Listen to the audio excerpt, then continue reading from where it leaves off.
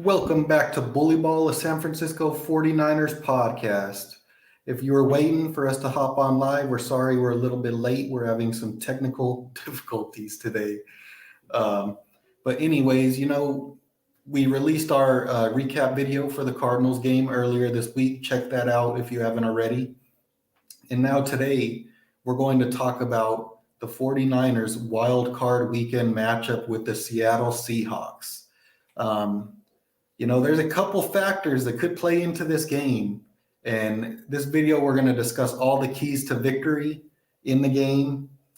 Some things to look forward to, some things to worry about.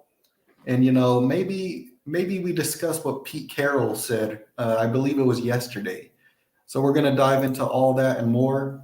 Stay tuned. Tony Montana, Tony Montana, Tony Montana, check up on my ear.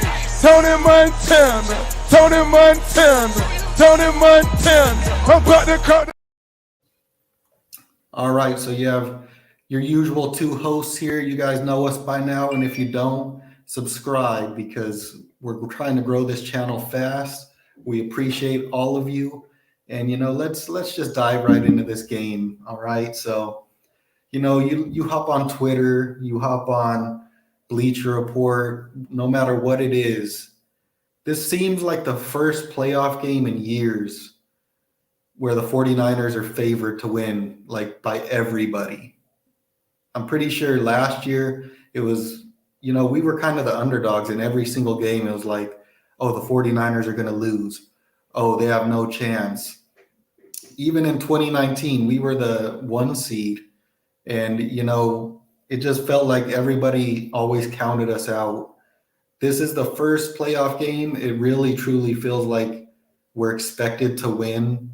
Vegas expects us to blow them out. Does that worry you a little bit? Even Pete Carroll's trying to put on the facade of, oh, we're so worried about the 49ers. Does that worry you that the team could come out a little slow? Oh, we should win this game. We beat them twice already. How do you feel about that? Yeah, personally, I never like being, not the underdog. I never like being favored for some reason when it comes to 49ers. I feel like that's probably when we play like our worst, or like you said, we kind of underestimate teams, come out a little sloppy. It's like you said, all the analysts and everything, everybody's favoring the 49ers. I haven't seen much love for the Seahawks, and it worries me. We did it against the Raiders, came out very slow, almost lost that game. Last week, same thing, came out very slow. I think we were up by a point with like a minute or two left in the second quarter, so that's concerning. So yeah, not a huge fan of being favored in these games. I like the underdog role for the 49ers, but hopefully we can get over that little slump of coming out slow in favored games and just put some good work together. Yeah, and so I had mentioned, everyone's favoring the 49ers. Pete Carroll had his press conference yesterday, and he said, he acknowledged how lucky his team was to escape from the brink of elimination thanks to the Lions. And then he said, unfortunately, we're playing the Niners, and they're loaded. And then he went on a little rant talking about how good Brock Purdy's playing, how good the defense is, and all this about the 49ers. And, some people were, I believe Emmanuel Acho, he's kind of one of those figures that people are either all for or all against in the media. He's like, you got to have more confidence in your team. You can't be doing that. This is a straight up facade, man. This dude is pulling the oldest trick out of the book, trying to get everyone to write his team off. It's a divisional matchup, third time this year, and we're playing in terrible weather on Saturday, most likely. So he knows what's going to be real, and he's putting on this facade, trying to get us to overlook them. I hope the team doesn't fall for it. Even Richard Sherman, I saw on Twitter today, was like, Pete Carroll knows what he does. Every game that he goes into, he thinks that his team has a chance to win. He said, like an old dog playing old tricks, so don't fall for it, pretty much. And that was from Richard Sherman, who obviously played like however many years he played under Pete Carroll. So yeah, I wouldn't fall for the, like, oh, I think he's just trying to cover his bases. If they get blown out, like, oh, what, that was expected. We barely made it in. And then if they beat us, be like, oh, you know what I mean? Like, we were doubted the whole time. So yeah, I wouldn't fall for that. Yeah, not at all. A couple more things before we hop into, the meat and potatoes of this game. 49ers defensive coordinator getting a lot of love for these head coaching jobs. So now he's up to the Broncos, the Texans, the Panthers, and the Cardinals have all requested to interview him for a head coaching job. He turned down the Texans already. I don't know if he's turned down any other of the others. Do you know if he has? I don't think so. I think just the one Texans.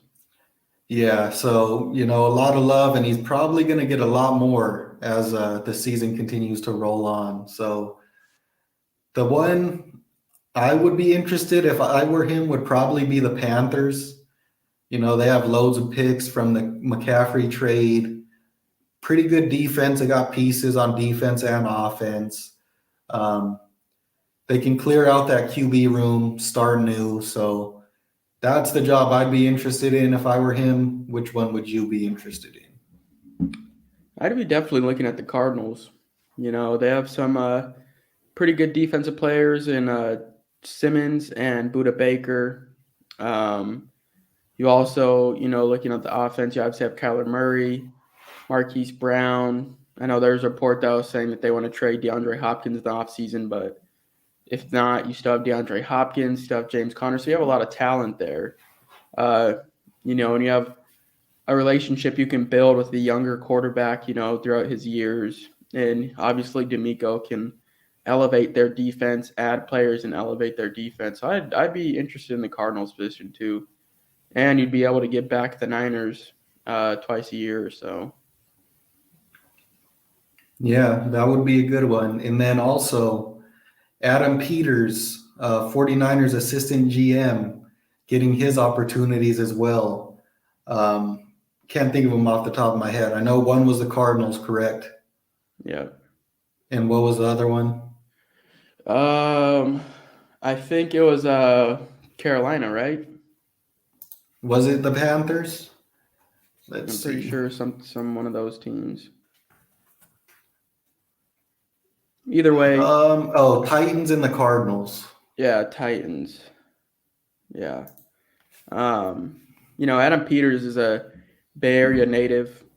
John Lynch kind of touched on it a little bit in an interview and it said like, oh yeah, we're obviously grateful to have him. He means a lot to John Lynch. He helps out John Lynch a lot being his assistant GM.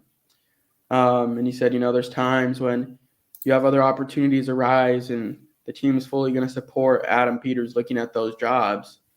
But obviously, if he wants to stay, we'll welcome him back because when you have a team that's been successful for a pretty good amount of time and is looking like they're going to be successful for the near future in the 49ers, it's hard to walk away from that, especially when you have like a higher role like Adam Peters does. I know there's a lot of speculation from the media and fans saying that, oh, maybe this is a sign John Lynch is leaving. But John Lynch said, no, that's not true. I'm good on going to the booth. Like I'm staying with this team no matter what happens. So, maybe Peters is just content with being the number two, number three in the front office. He sounds like he has a family. They said his family's happy where they are too. So, great. It's great for the 49ers. You love to see it for the Niners. Yeah, they're paying a shitload for him too because that dude makes very key decisions in the organization. So one more just thing around the NFL is the Jets fired offensive coordinator Mike LaFleur, who was with the 49ers and went with Robert Saleh to the Jets. I would expect him either back on the 49ers or probably with the Dolphins next year. What do you think about that? Yeah, I'm all for it. If you could help out Shanahan in some way or another, like Mike McDaniels did, I'm all for it. stayed with the same type of offense with the Jets, so it's not like he's lost any of his knowledge. If anything, he's probably gained, added some of his own wrinkles into the offense. So I think I would love to have him back if we could get him. Yeah. All right. So now we're going to hop into our keys to victory. So the 49ers are playing the Seattle Seahawks. They're the first playoff game, which can be a positive, can be a negative, kind of gives you a short week heading into the game. But, one of the biggest issues right now looks to be the weather. So is the weather going to be a big issue? The forecast for Saturday in Santa Clara right now is rain is likely, potential for heavy rainfall, high 58 degrees Fahrenheit, winds south at 10 to 20 miles per hour, and the chance of rain is 90%, and rainfall is expected to be near a half an inch. So weather not looking too great. It's been pouring in California for basically a whole week now. Some places are flooding. It's pretty crazy. You think that's going to play a role? Because we remember the last time the 49ers played in some heavy rain. Yeah, unfortunate situation, man. I just hate when weather affects the games because it just takes away from them. Like against the Bears, kind of limited what we saw from Trey Lance, you know what I mean, and as far as passing the ball. But I know I was talking to you earlier, and I said that's probably where Trey Lance had a little bit of an advantage, just because he could do a little bit more on his feet. So, you're going to have to get the run game established early and go back to the run game often throughout the game. That's going to play a huge factor in this game. Who can have the more success running the ball? Because, the rain, the field's probably going to be a little wet. Hopefully not like the Bears with all those puddles and stuff that they're playing in. But the football is going to be a little bit wet. Ball's going to be heavy. So, yeah, something to watch for. I'm concerned. I hate seeing it just because it takes away from the actual abilities of all players. You know what I mean? So it's unfortunate. Yeah, it really lowers the level of football being played. You don't get to see really anybody play at their highest level. And it really does even the playing field a lot. And, that brings me to our next key to victory is you are the better team. So you have to play like it from the beginning of the game. Because if it's pouring, we know how these games go. You need to take the lead early because then you can ride that out because the chance for a big shot play, it's kind of limited in these rain games. You know what I mean? You kind of got to just slowly chug your way down the field. In the Bears game, we saw some unfortunate big plays, but those were more luck than anything. So, the 49ers haven't been playing like a first half team these past couple of weeks, but that's what they need to do in this game. How do you feel about that? Yeah, definitely. Like you said, you're going to have some plays that are limited, so you need to play to your strengths. And you just got to stick with what we know. At least our offense is more key on running the ball and kind of like those shorter play action plays. We're not like KC who's throwing the ball deep. You know what I mean? So kind of works out in our favor. But like you said, it evens the playing field for Seattle as well. So something that you definitely got to watch. Yeah, and another couple of keys to victory on the offensive side of the ball. You had mentioned this one earlier, so I'll throw it up, let you talk about it. Yeah. Before I talk about this one, if you're watching right now, go ahead and drop some of your guys' keys to victory as well in the comments. Let us know what some of your guys' keys to this Seattle game is. I'm curious to see them. But I said getting Debo back to his playoff form from last year. This year's Debo has definitely been a step off of what we saw last year. I think one of the things that I've noticed from Debo this year, besides from a couple games, those couple games that he had the blowout games, it was because he was playing like his old self. This year I've noticed he kind of, I don't know, I wouldn't say shies away from contact, but definitely tries to be a little bit, I don't even want to say smarter, but he just doesn't look for contact like he did last year. And that's when he'd make his big plays, when he'd be getting to the sideline and then he'd cut it up run through somebody's face or like make a move and then get like at least 10, 5, 10, 15 more yards, if not score. That was last year's Debo. This year, he kind of just goes to the sideline, like gets to the edge. If he gets to the sideline, he's probably going out. He's not going to try to cut up and make a play. But that's what we need from Debo. We need Debo to be like his old self, physical. What his play kind of inspired our channel name, BullyBall, because last year he was the ultimate bully. That dude was running through people's faces, running between the tackles, like just playing at a different level of physicality. And the Niners need that. They need to get him rolling. You get him rolling, that's a whole nother animal you have to deal with. You saw what he did pretty much by himself in the last year's playoffs. You know what I mean? Like, he carried our team offensively for a good amount of games last year. So if you could get that going, but now you add in Christian McCaffrey, you add in this level's Brandon Ayuk, you add in Kittle, how he's been playing lately, like nobody's going to be able to stop that. I'm not just saying the Seahawks, I'm saying teams in the future too. So getting Debo back in that playoff form, that physical bully style is going to be big, and the Niners need to do that quick. Yeah, and you're playing one of the worst run defenses in the league. And in a murky game like this, you need to deploy all your running weapons. So it's going to be Debo, going to be McCaffrey. Mason needs to get some carries this week. Elijah Mitchell, you need to just be feeding that ball to everybody. We saw them using, the decoy of Debo, decoy of McCaffrey last week. I expect to see a bunch of that this week. So, yeah, we need to get Debo in playoff form if we're going to make that big run. So I totally agree with you there. And then our last key to victory on the offensive side of the ball is another one that you had mentioned. So I'll let you talk about this. Yeah. So getting Aaron Banks back off injury, I think, is going to be key as well.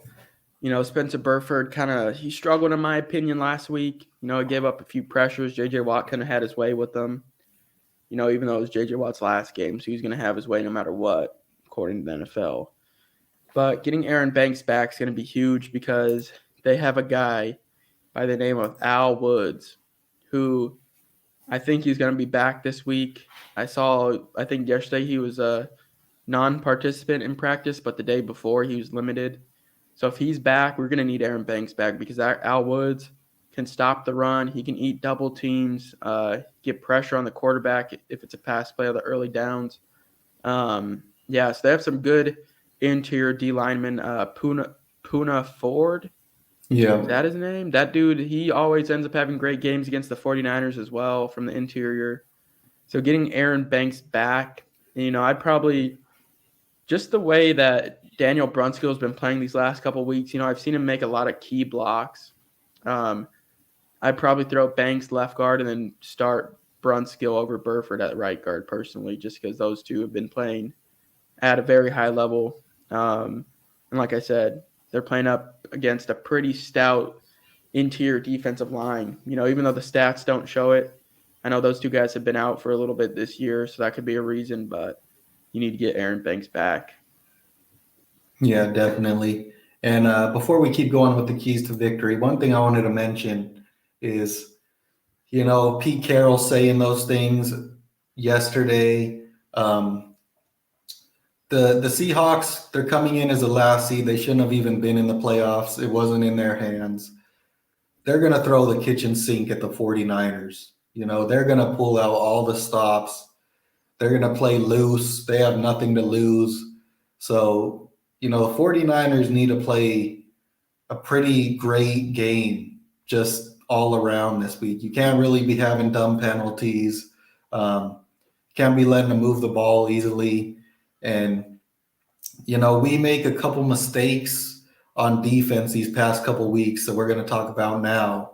And that's the reason I wanted to mention that. So next, key to victory. We'll talk about this one first. Before we go to the defense, our mom says getting the ball to all of our weapons, not just sticking to one or two. We have plenty of guys who can get the job done, so let's use them 100%. Like we said, if you can get Debo going, you still have McCaffrey, Kittle, Ayuk, Juice as well. Juice could be a key part. So much attention go to all those other guys. Juice is like a tight end out of the backfield. So, like I agree. Definitely got to get all your weapons involved. Elijah Mitchell too. And then, heading over to the defensive side of the ball, probably the biggest thing you have to do in this game, just because of the weather, is going to be contain Kenneth Walker. Great rookie running back. And he runs hard. He's a physical back. He has good bursts. And, the 49ers have only let one running back go over 100 yards overall on them this year, and that was Christian McCaffrey. But in this rain game, containing Kenneth Walker is going to be tough. The 49ers interior D line's kind of been a little iffy these past couple weeks. So, you need Eric Armstead step up. He's been playing great against a run. You really need Javon Kinlaw to play a big game this week. You need him to elevate his game to the next level. Kevin Givens been a full participant this week. That's amazing news. You need him back this week. But, what is your key to containing Kenneth Walker this week? Yeah, I think a big part of containing him is going to be being disciplined on the edge. You got to contain the edge. You cannot let him, as the DNs, outside linebackers, you cannot let him get outside of you. If he gets outside of you, that's when he makes big plays. He had over 100 yards rushing against the Rams last week. Obviously, the Rams defense isn't great, but still, once he gets that edge, even when we played him in week 15, I believe, he had a few runs where he would break him off because he just got outside the DNs. So you got to keep contain on him. Got to force him inside to your interior help. Let Fred Warner, Dre Greenlaw, let those guys make the plays on him interior, like on the inside of the D line. Push him back. Eric Armstead, you have a lot of good players on the inside of your defense. So you don't want your corners being forced to make tackles, not saying that they can't. But obviously you'd feel a lot more comfortable with Fred, Dre making the tackles on him compared to your corners. So staying disciplined on the edge and just containing him, forcing him inside is going to be key to Kenneth Walker. Yeah, and for the interior guys, they got to get off those double teams, fight off the double teams, or you need to take on the double team and not allow the second guy to get up to the linebackers, because that's going to be a huge key in this game. And then another key on defense we have is containing the big pass and not allowing third and long conversions. So, it might be a little rainy, but you get up on a team, they're going to throw no matter what. Seahawks have some great receivers. We've played very well against them this year, but we also know what they can do. So what is your key to stopping this? Yeah, this one worries me a little bit because as we saw in week 15, Mooney Ward kind of shadowed DK, did a great job against that. I think that's a great matchup for Mooney as well, just because he plays a little bit better against the bigger receivers. So that's a great matchup for him. Not too worried about that one. DK's still going to get his, still a great receiver in the league. So he's still going to get his yards and catches. The thing that worries me, though, is Tyler Lockett. With the rain, like you said, obviously it's going to affect it a little bit. Tyler Lockett's one of the best deep route runners in the league. Super fast, super explosive. If you have Demo Lenore on him, that's a cause for concern. So that's going to be extremely interesting to me. That's where your D-line comes in, and you have to get pressure on Geno Smith. Week 15, we saw Nick Bosa eating up those rookie tackles. He has to continue that into this game. That dude almost had like 4 or 5 near sacks against Seattle in week 15. He needs that this week too, amongst the other guys too. Because we said if Bosa's not getting pressure, then the D-line's not getting pressure for the most part. Not this week. You need Ebukam. You need Armstead to play like his playoff self last year too. He played great in the playoffs last year, getting a lot of pressure on the quarterback. So getting the pressure from the D-line is going to help eliminate that deep pass. And the safeties, they got to stay disciplined. Talanoa Hufanga got to keep his eyes out of the backfield, stay disciplined in the back, look for those deep crossers, those go routes, just got to stay disciplined with that from the safeties and get pressure from the D-line and then I'll let you talk about the not allowing the 3rd and long conversions. Yeah, and did Tyler Lockett play in week 15? He got hurt in that game, correct? Yeah, he broke like his I think he broke one of his fingers, right, or something like that. In that game, yeah, I'm pretty sure that's what happened. But yeah, I totally agree. Geno isn't the most mobile guy, but he has some athleticism. We saw it against us in week 15, and we saw it this last week to help them win that game. So, you got to contain him, keep him in the pocket. Don't allow broken plays. Because remember against the Bears, you're playing in the rain, people are falling. You allow a quarterback to run around a little bit, and a guy's going to break free. We saw it just against the Raiders. You allow the guy to get it out of the pocket, run around. Somebody's bound to get open. So you got to contain the quarterback. So that's huge. And then I really expect the Seahawks to get creative and find a way to get DK Metcalf on Demo Lenore.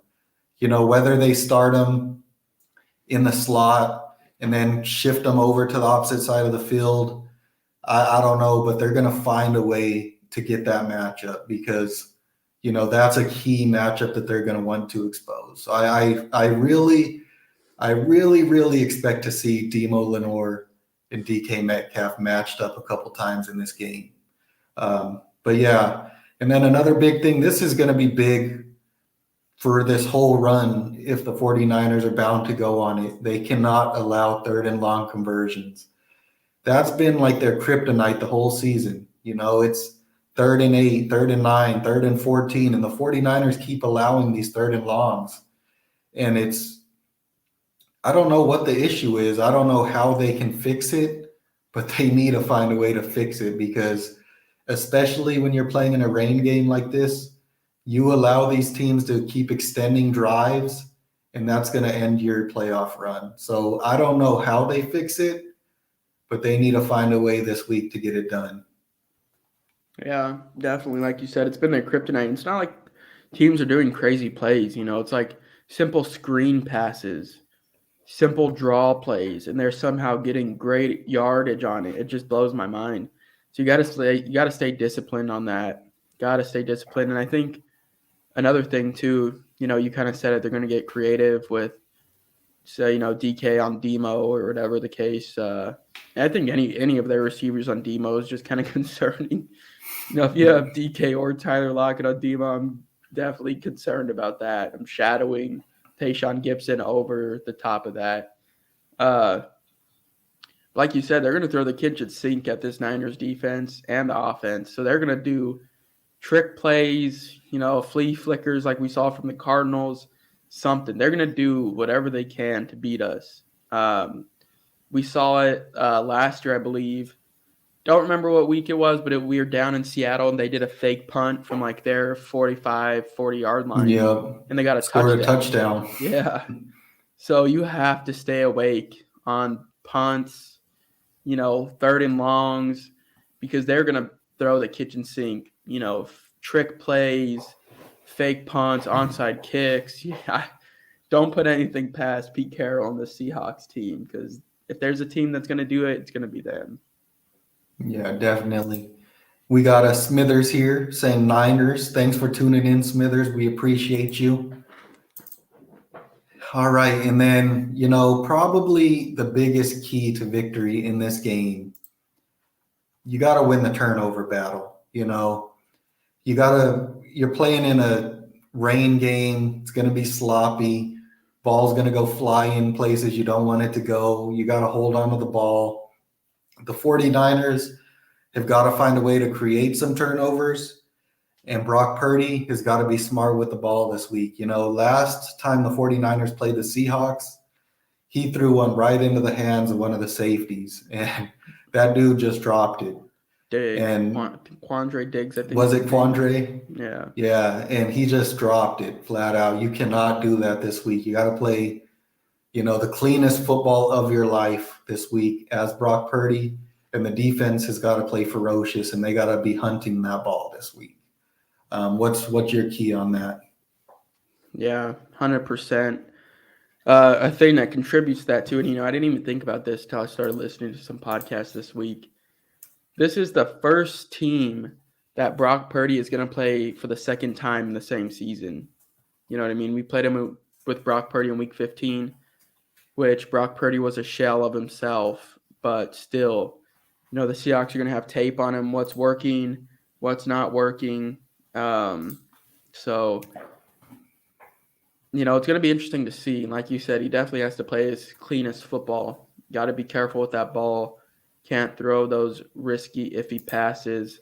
Don't get outside of yourself. Like we said, you're the point guard of this team. If you have the ability to make a play, go ahead, but don't get too crazy. And then defense, it's got to be ferocious. I think the key to that one's getting pressure on Geno.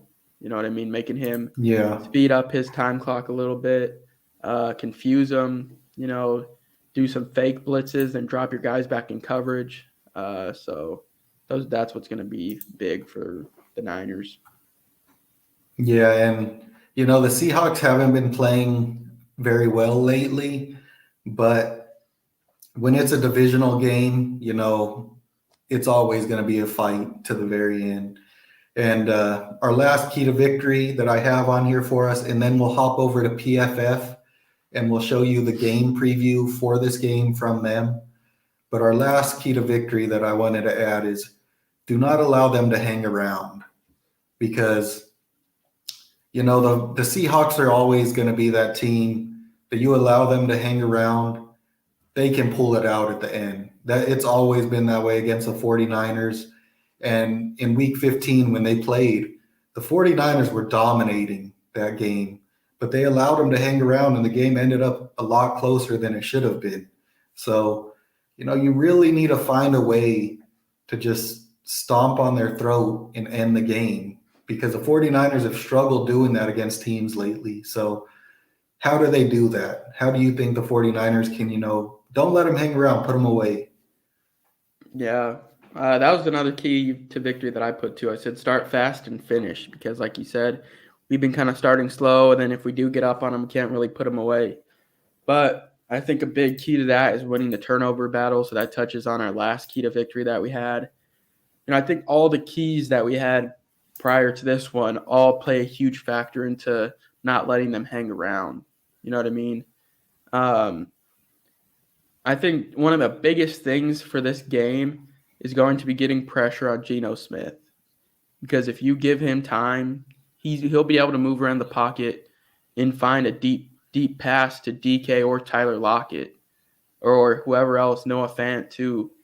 So you got to get pressure on DK, and you got to contain him. That's going to be huge. And I think that's probably how you put him away fast. Get up early, start hot, like we said, get Debo rolling fast, start hitting all your other weapons on offense too, and just get in a rhythm, you know what I mean? And just stomp on them that way. I think that's really how it's going to be done. All of our other keys pretty much contribute to putting them away. Yeah, exactly. So now let's pull up the PFF.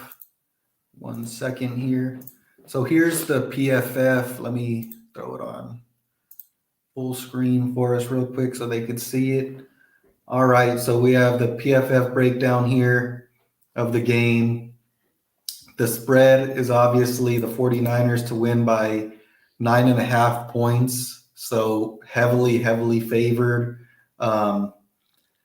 And that's, like we said, everyone expects the 49ers to win. They can't come out and, expect to win this game. It's going to be a hard-fought battle. But as you can see here, these team metrics, let me make it a little bit bigger. All right. These team metrics, you can easily see the 49ers are by far the better team in this matchup. Power rank overall 4th, Seattle 22nd, defense 3rd, Seattle 19th, offense 5th, Seattle 12th, strength of schedule, whatever, pretty similar. But yeah, it should be a blowout game, but the weather evens the odds, and it's a division matchup. What do you think about this? Yeah, I have some other stats too. The 49ers offense leads the NFL in yards after catch this season, which is kind of expected. The Seahawks defense gives up the second most yards after catch this year. So that's obviously playing the Niners' favor. You have Yak monsters and Debo, Kittle, McCaffrey, Ayuk. Pretty much anybody on this offense is just a Yak person. You have to be to play in this Shanahan offense. That's huge for the Niners offense.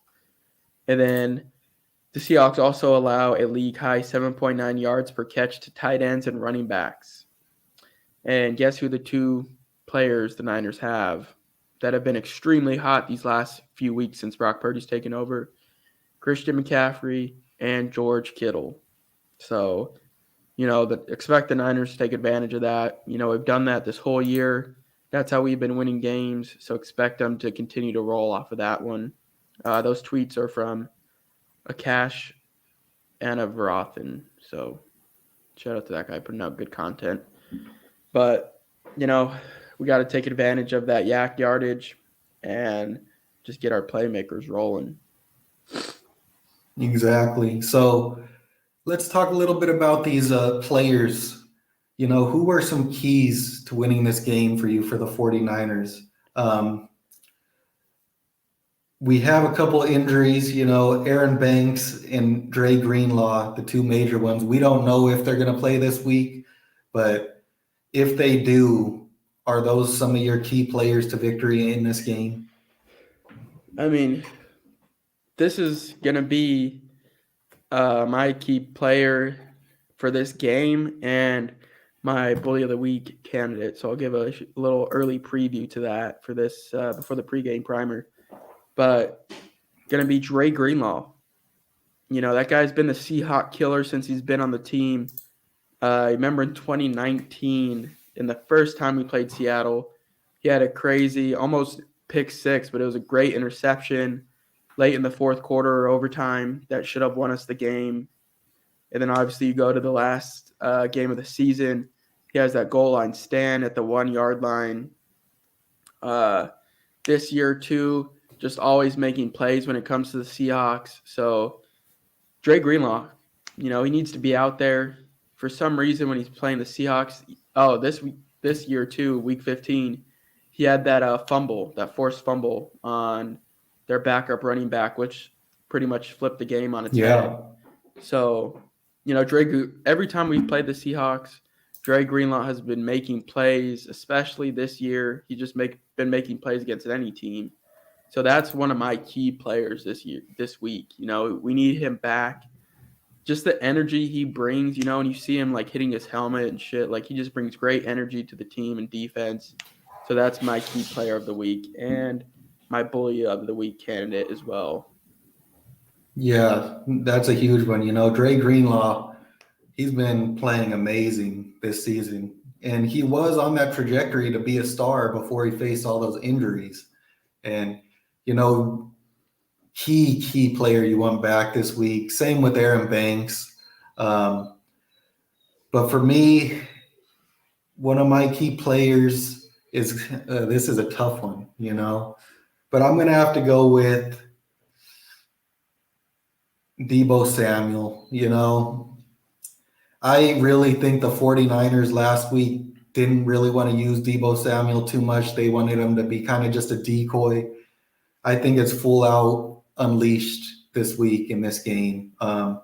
Expect them to get fed the ball. Expect them to run the ball, catch the ball, short passes. And he really needs to be that yak monster that we've missed because, like you said, yak is going to be a huge key in this game. You're playing on a slippery field. People are going to slip off you. You really want your players that can get yards after they catch the ball in this game. So Deebo Samuel was able to knock off some rust last week. I expect 100% to be fully unleashed this week. Yeah, definitely. Huge one. Playing in that weather too. Any extra yak yards you can get are going to be huge. Like our dad says here, we should be eating yak yards. Yep.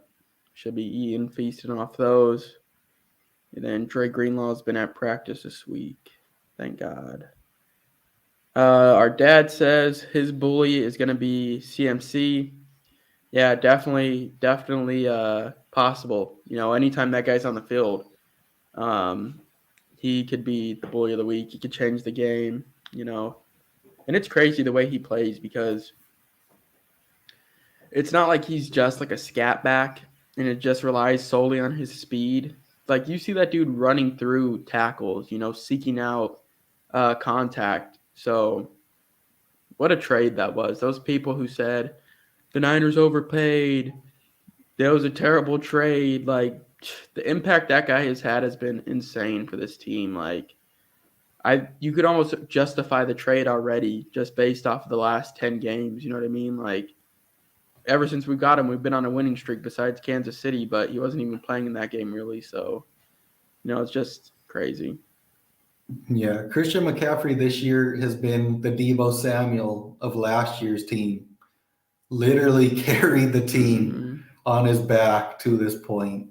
And that's not taking away anything from anybody else. He's just been fantastic. Our mom here said, my bully is Kittle. I'm expecting him to get those hard yards. He always does. Yeah, and Kittle, it's been interesting this year. He's been doing it in multiple ways, Back in that year, he broke the yardage record. He was just a yak monster, right? But he didn't score many touchdowns. And then this year, you've seen him have a couple games where he's been a yak monster. But then you've also seen a couple games where he's been a red zone threat. And he's just been catching tons of touchdowns in the red zone. So the dude's been doing it all. He's back on that trajectory, tight end 1 to end the season, playing amazing. So I could see that as well. Yeah. And, I know how you said that Deebo kind of carried – obviously Deebo carried our offense last year and CMC's kind of doing it this year. But there's a lot more contributors. Like the Kittle has been playing out of this world compared to what he was last year during this time. Brandon Ayuk stepped up a lot. So at least I feel like, okay, let's say a team wants to solely focus on taking out CMC. They want to do whatever they can to stop him. You still have George Kittle. You still have Brandon Ayuk. We'll see what Deebo brings to the table. So you still have a lot of players. Compared to last year, if you kind of stopped Deebo, our offense was shot almost. You know what I mean? So yeah, that's what the Niners have pulling for him this year for sure. And I got another stat for you here. Geno Smith has not been good down the stretch this season. 4 out of the 5 games to end the season were below 63% completion percentage. And the only game that wasn't was when they played San Francisco. That was his best performance over the last 5 weeks of the season, and the team only scored 13 points. So that goes to show you. The 49ers defense, if the 49ers defense shows up this week, the game is over. If the 49ers defense does not show up this week, it's going to be a battle. And, we just got to see what they do. And I think any time that our defense shows up, obviously the game's going to be over because of how good our defense is when they're playing at the top of their level. This week, I feel like even if they don't show up, I feel like our offense has what it takes to match.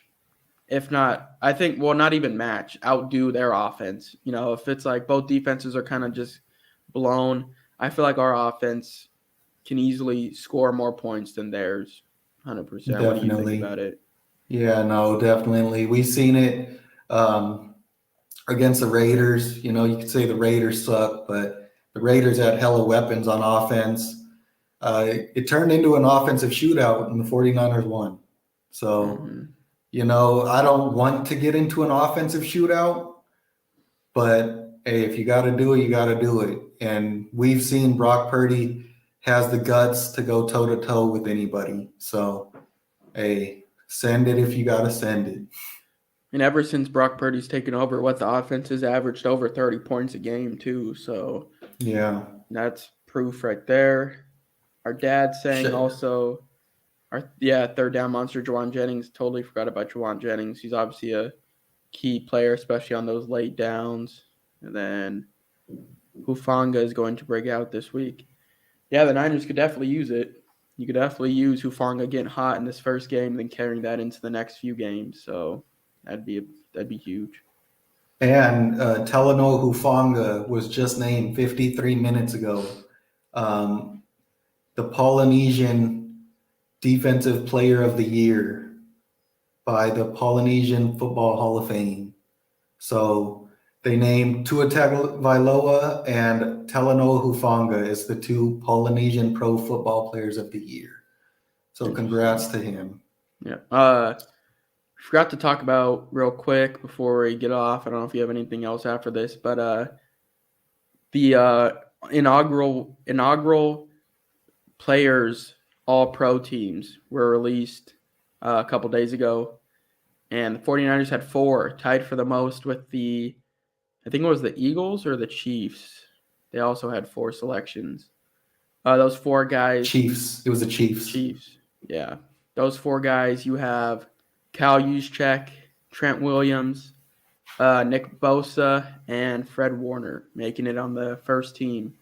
And that was the actual players picked those guys themselves. So congratulations to them. I'm sure that's probably more of an honor to them to be on that list than it is to be on the actual all-pro teams, just because it's your actual peers picking you and not like the media picking you. So congratulations to those guys. And I think that is the all-pro team this year. I think that's how they're doing it this year. Oh, they're not doing I'm pretty sure that's what it is. Mm-hmm. So, yeah, you love to see that. You got something else? Yeah, let me see if I can pull it up real quick. This is something, near and dear to Niner fans' hearts, if I can pull it up. Give me 1 second. Here we go. All right. Give me 1 second. All right. So, this is how you know shit's getting real. We're getting to playoff time, and this is what we see. All right. Can you see that? Yeah, it came up. Oh, yeah, it's up. Right there. Those red fields. You love seeing it. Those red end zones. That's how you know it's playoff time. It looks beautiful. Got that blue NFC emblem right there too. But just those red end zones with that saloon font, the Niners helmet over there. That's how you know it's playoff time. It's exciting. The field looks great when you have those two. It just pops. It just looks good. Yeah, and shout out to all the 49er fans that are going to be at the game in the rain. We appreciate you. Make sure it's loud. We would be there if we were in the States as well. We appreciate you. Get loud, cheer on the team, really bring that home field advantage to the game. And one other thing, we'll give a shout out to Mike McGlinchey. It's his birthday today. And he's been playing very well the past couple of weeks. He's had a couple gaffes with some flags and stuff, but overall been playing very, very well to end the season. So shout out to Mike McGlinchey and happy birthday. Happy birthday, Mike. All right. I think that's going to wrap it up for us, though. Thanks to everybody that tuned in. Appreciate it. As usual, we'll be going live about an hour or so before the game. The game's on Saturday, so don't forget that.